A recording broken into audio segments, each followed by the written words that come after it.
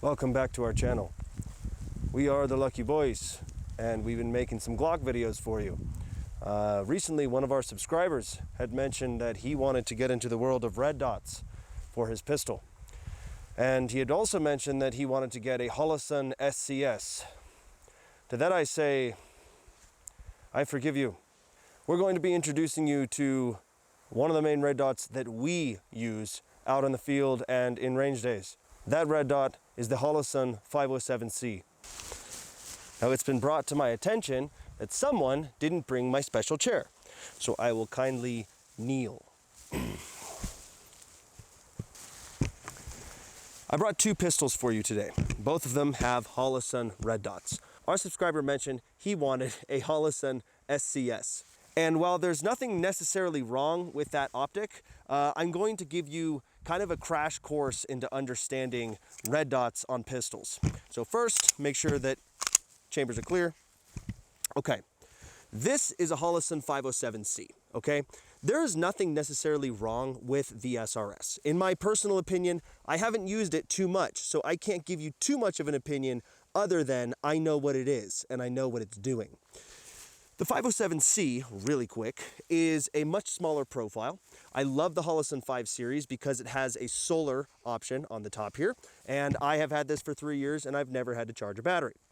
The first thing that I'm going to ask you before you purchase any red dot though is, why do you need a red dot?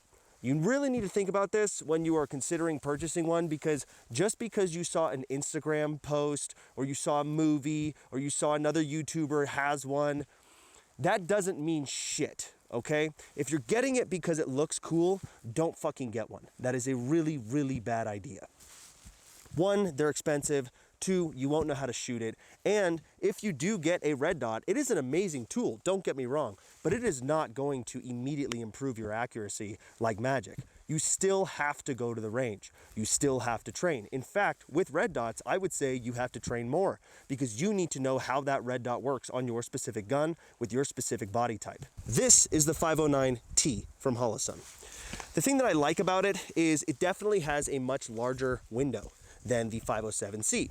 However, the con is it's a lot more bulky. So if I'm going to be using this on a gun that I would conceal carry, it's going to make a much larger picture profile, so somebody will be able to look at me and say, oh, that guy's carrying a gun. Oh, it probably has a fancy red dot. Oh, if I take it from him, it's mine. The 507C, on the other hand, much more slim profile. Smaller window, yes, but like I said, I've used this thing for 3 years and I swear by it.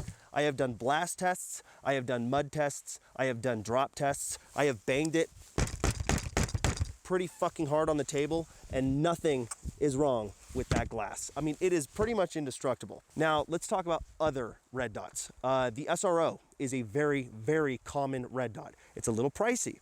Same with the Aimpoint Acro. The Acro is one of the finest red dots on the market, in my opinion. I happen to own none of them. Why? Because they're expensive, and because I can do the same thing with an Acro that I can do with this. The Holosun 507C has 3 options for their sight picture. You have a circle with a dot, you have a circle, and then you have just a dot. Or you can have all 3, okay? Everything about guns in general is shooter's preference. I do not like when people try to tell me what I should get and what I shouldn't get. That's not necessarily what I'm trying to do here. What I am trying to do is get you in the right headspace for making a purchase on something that you could just use irons on. While we're on the point of iron sights, I did want to talk about iron sights in general. Iron sights, I know many shooters that only use irons. They are very reliable. If anything were to happen to your red dot, you're kind of screwed, because you don't have the tools on you all the time. If you are in any type of self-defense situation or any type of shit hits the fan scenario, you're going to need to carry batteries if you don't have a solar on the top, and you're going to need to have some type of tool system to pop this thing off there just in case it completely dies on you, or the glass cracks, or you just lose it. The irons are your go-to for your basic setup. I personally have stopped using red dots as much. I used them for 3 years straight.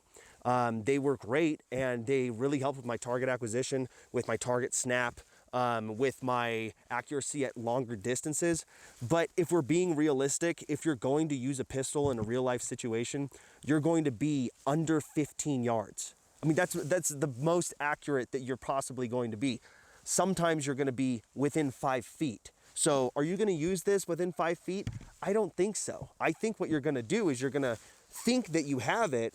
You have this fancy gizmo on the top here, and you're going to be like, oh yeah, I've trained with this thing forever. And you're not going to realize hide over bore still does apply to a pistol at any distance, and you're probably going to miss, or you're going to hit somebody else. So again, main thing to think about is train, train, train. Whether you get a red dot or not, whether you're using irons or not, just train, okay? Get used to whatever tool you decide to put on your weapon. Do not, and I repeat this again, do not make the mistake of purchasing a fancy red dot thinking that it is going to immediately make you a better shot. What will make you a better shot is what we actually talked about in that last video, which was dry fire drills. Dry fire drills are just as important with a red dot as they are with irons. You know, find a target. You can use anything. Like, you can use a simple box. You can use a light switch. You don't have to go and buy, you know, the Mantis, X-Files, whatever the fuck it is. Just stand straight, press, really take it in slow motion. Press, slow, pull, slow. Remember the pat of the finger.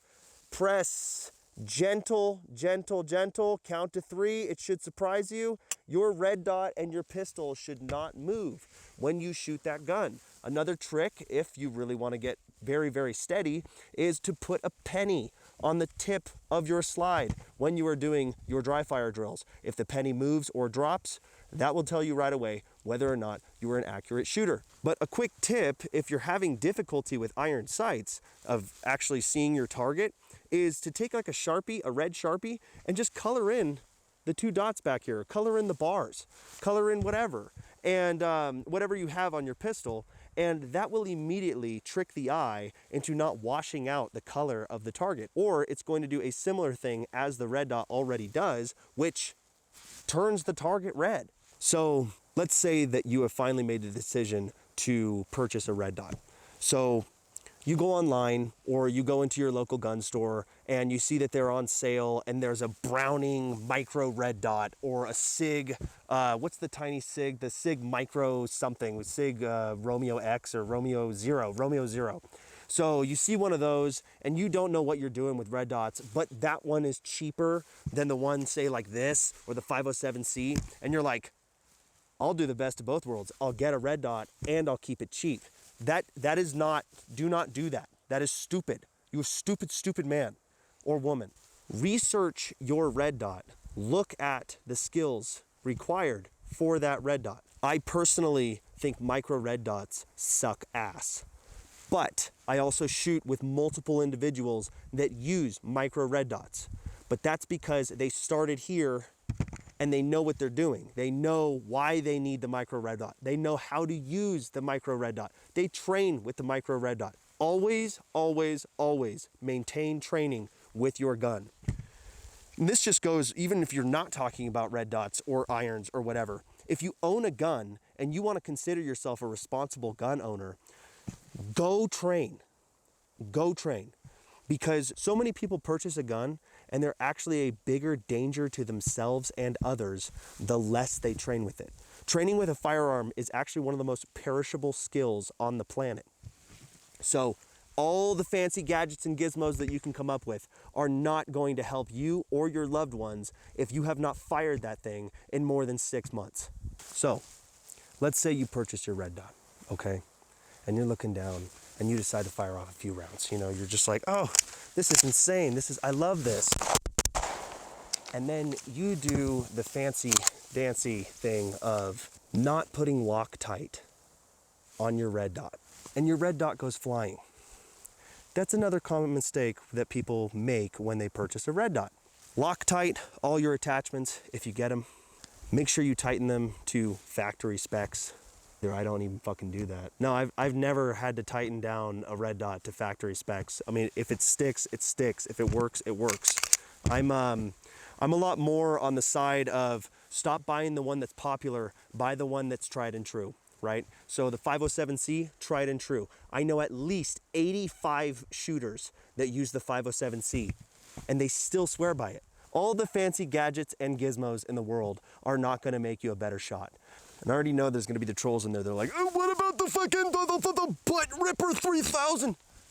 This is just what we use, okay? And we shoot a lot. A tip is if you have multiple weapons, let's say that you have a Glock 17 and a Glock 19. Let's say that you have a SIG P320. Oh. And you have MMP Shield 2.0, right? Throw irons on one of them. Trijicon has good night sights. Just if you're sticking to the iron sights, go with Trijicon night sights. They're like $109. You can get them on Amazon. You can get them on Trijicon.com. I think you can also get them on Optic. I might be mistaken on that though. But yeah, just if you want to upgrade your irons and you want to continue doing that before you move up to a red dot, I recommend everybody starts with irons and then moves their way up to a red dot. Because if your red dot fails and you haven't trained with your irons, you, my friend, are screwed because you will not know how to shoot your gun still. Thank you very much for tuning into this video, and I hope you have a wonderful rest of your day. Hopefully this helped you kind of understand a little bit more of the thinking behind red dots. Stay lucky, boys.